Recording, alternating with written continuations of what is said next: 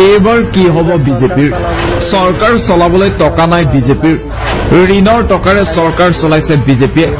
ঋণৰ টকাৰে ইখনৰ পিছত সিখন আঁচনি ঘোষণা চলিত বছৰত মুঠ 12,550 কোটি টকা ঋণ ললে অসম চৰকাৰে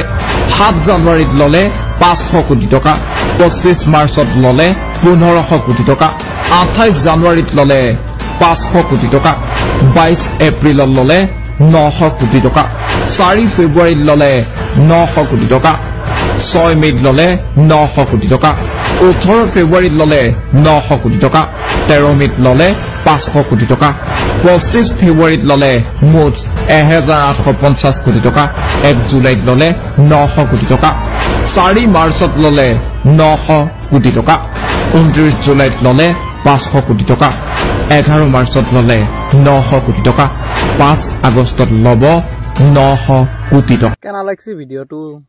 কমেন্টত জনাবো।